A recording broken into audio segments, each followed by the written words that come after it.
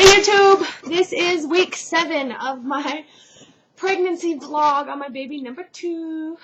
This video is being recorded a day and a half early because my brother is coming home from Afghanistan. Yeah. So I've got a lot of stuff to do. I'm making his specialty cake for him for his homecoming, and I wanted to have the time to really do this, which is ridiculously funny because it's been recording over and over for like 2.5, 3 hours.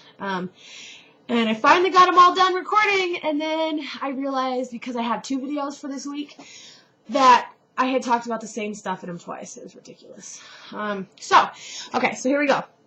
Sorry that's going to be 2 videos, but if I try to do it as one video, it's like 5 minutes over. And then it's 4, like I think the lowest I got was 4 minutes over, and I can't upload that. So it's going to be 2 videos, and I used to think like, oh, why do people have 2 videos? But, I'm sorry for feeling that way, guys, and I understand now. So, okay, so the first thing we're going to talk about on this video is my symptoms, which I think is like the only thing we're going to talk about on this video. It takes a while. I've got a lot of them. I have gas still. It's not as intense, or no, it's not as much gas, but it's more intense. It's more painful. Like I've doubled over a couple times, like just kind of holding on to like the back of my couch, which is really good contraction practice. But just writing it out because it really hurt. And I've been breaking out a lot. You can see my quality's better because I'm over here than over there, but it's not too great. But I have like a lot of blemishes, not so much like pimples, but just, you know, like reddish spots on my face lately.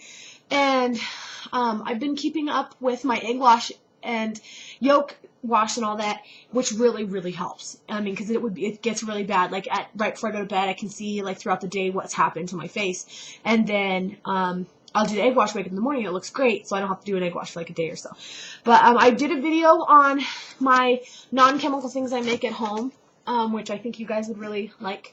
So check it out, and it has the egg wash on it, which is great for pimples whether you're pregnant or not. And I'm going to be marking these off as I go so that I don't have to do them again. Or I won't do them again. Okay, heartburn is another one. Oh my gosh. I cannot believe I have heartburn so early. That's ridiculous. I didn't get heartburn with Ryder until like 8.5, 9 months. And at like 37 weeks, I told my husband, I was like, hey, babe, I'm really got heartburn. I need some more Rolaids. And he was tired of getting the Rolaids all the time. So he went and bought like 5, 6 boxes. And we still have a box. The Rolaids I've been using are from Ryder's pregnancy. I had Ryder like, I think like a week later or something like that. And so we had all these Rolaids left over. Sorry, I'm ridiculously thirsty all the time, which is another symptom. I'm so thirsty. So incredibly thirsty.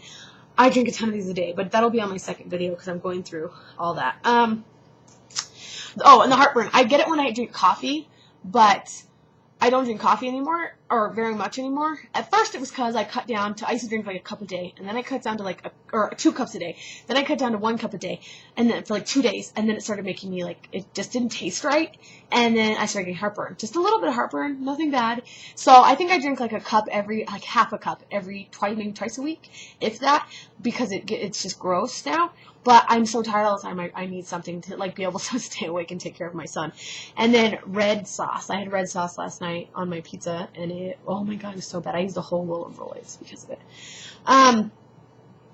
Cravings. I've been having cravings, but more so it's that nothing sounds good. So when something sounds good, I want it because nothing does. One craving I really have had, besides water, which I do crave it constantly, is a Philly, well, it was a steak sandwich, but I substitute with Philly cheesesteak. My dad put a picture of a Quiznos steak sandwich. Oh my god, I used to work there. I love that sandwich. And so when I saw it, oh man, I was dreaming for 2 days. So finally, after bugging my husband forever about it, he got me a Philly cheesesteak the way I like them. And it killed the craving, but it wasn't what I wanted, but it still killed it. But I ended up eating the whole Philly cheesesteak, which is, you know what I mean, like the 6-inch size ones, plus a whole order of French fries in one sitting, and it hurt. Don't have a food baby when you have a baby. Not fun. I've also been craving like I really wanted some chocolate cake, but it wasn't like a craving. Like I feel like cravings I consider desperate wants. And then things I want or like or sound good that I want are more of like it sounds good. If I go without it, that's fine. I didn't get my chocolate cake and I'm fine. But like I said, nothing sounds good, so when I want something, I eat it or I try to get it. I have been having weird dreams, which is, I have in the last couple of days. I don't remember them because I've been so tired, but I have been having weird dreams like since I got pregnant. Well, I didn't start having weird dreams till way later in my pregnancy, or I don't remember them. But I remember one from Writers was, he came out in my dream and he had a mouth on top of his head, and his voice came out from the top of the mouth on his head, and not on the one in his face. And I remember looking at him and being like, oh, I'll love him anyways. Someone in the dream mentioned getting it fixed, and I was like, if you can do it, do it. If not, that's fine. I'll love him anyways. Like, I was totally okay with it. Which, when I woke up in the morning, I felt really good, because you have pregnant dreams because of the hormone, difference in your body, as well as psychologically working out having a baby. You have fears when you're pregnant, and you think about, am I going to be a good mom? Was there something wrong with my baby? And so you psychologically work it out in your sleep. And so I thought, wow, I really am proud of, I loved myself at the time, because I wasn't like, oh, what's wrong with my baby? You know what I mean? In my dream. And I always knew I love my kids no matter what. So, I'm not really worried about any of that stuff, because yeah, it would be hard, but I'm going to love my kids. But I thought that was really cool. I'm still nauseous, and I'm probably more nauseous this week than I've been on any other week. Because nothing sounds good. All the other weeks, I had something that would sound good. So I would feel a little nauseous. I would eat, it would go away. I might feel a little nauseous because of a smell or something, but not too bad. This week, nothing sounds good. So I get really nauseous, like intensely nauseous, and then I have to make myself eat something.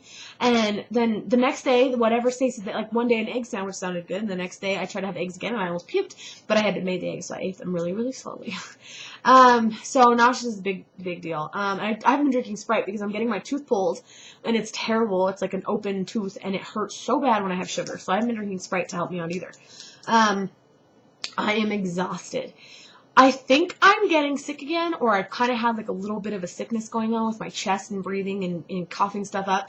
But I feel like sometimes I feel really, really hot and cold at the same time. Like, would you feel when you're sick? And so I've been really tired. Today I woke up with some good energy, so I'm going to clean the house really well, which I haven't done in a couple days. And that way all I have to do is pick up if I'm really tired or don't feel good, and it's not like a big ordeal. But I didn't do that last week when I wasn't feeling good, so it's been a big ordeal. And my husband's like, I love you and you're pregnant, but this house looks like crap. So, and then, hemorrhoids. So I got hemorrhoids with my son, I think around like 5 or 6 months, and they got pretty bad at the end, but nothing like really ridiculously bad. I remember a couple of them bleeding a little bit, but nothing too bad. And I'm only 7 weeks, and I have the worst hemorrhoids. I mean, I am, like, they're bleeding really badly. And so when I go talk to my midwife, I'll talk to her about it then, but, it sucks. So, I do believe those are my symptoms. And I'll add this on this video. My vbac. So I haven't gone to see my midwife yet because she lives far away, and I'm going to see my brother. I'm just so excited about that. So I'll see her then. So I haven't had a lot of stuff to say about the vbac in these videos so far, but that's why I'm making them. So when I start to get more information, I will be telling you guys more. Especially, like, I'll be taking a notebook and talking to my midwife and seeing, writing that all down, as well as I'm reading a really good book right now, which has a lot of really good information in it that the woman should check out. First pregnancy, vbacs, whatever, check it out. I was blown away with the things I've been learning. And so I'll do a review on that, and I'll be telling you guys what I'm learning each week through that. But one thing I learned in that book was 40 weeks is not an average gestational pregnancy or whatever. Like, 40 weeks is not how long a pregnancy should be. There's a study, it's sometime like the 1919 or something like that. Some guy decided 40 weeks was what it was supposed to be, and that's what it is today. But there's been studies that show women who go full term and don't do, elective cesareans or get induced, on an average for your first pregnancy, you go like 10 to like 12 days or something like that. It could be wrong on the number, but I know it's like a week, 2 weeks almost, ahead of time. Longer than 40 weeks. And then the second baby, I think it's, a little bit longer than that. but it could be a little under. But either way, there's at least an extra week. So when the doctor says, oh, you're at 38 weeks, you're at, 39 weeks, let's just cut you open and get that baby out. That's like a month early. When they, especially if it's like 37 weeks that they're like, hey, let's get the baby out. That's like a week or a month early. And I was just blown away. I did not know that. I've learned a lot of things throughout before I got pregnant and being pregnant about VBACs and all this information I'm learning at Pitocin, and I was blown away, people, at what I've been learning. Oh, I can't find I wrote a bunch of information down on it, and I can't find where I wrote it because I wanted to do like a mini review, but I think I'm going to do that after this. So, okay. So that's that. If I find it, I'll do a little mini review on it and some VBACs things. But if you guys have questions about the VBACs, please ask me because I do have a lot of information on it already. And I do have a really good friend that's a doula who's also going to be doing a VBAC. I have I have my midwife. I can ask her questions and just get you guys the questions you need. I asked her about if I had to go to the hospital for some reason, because I explained already to you guys why my midwife can't come up here. So if I do a free birth and I have to go to the hospital and they try to force me to do a cesarean, what are my rights? And so she gave me a bunch of information on where to look legally, and so just ask me some questions on it. All right, I'm going to the second one because I think I'm at like 12 minutes. All right.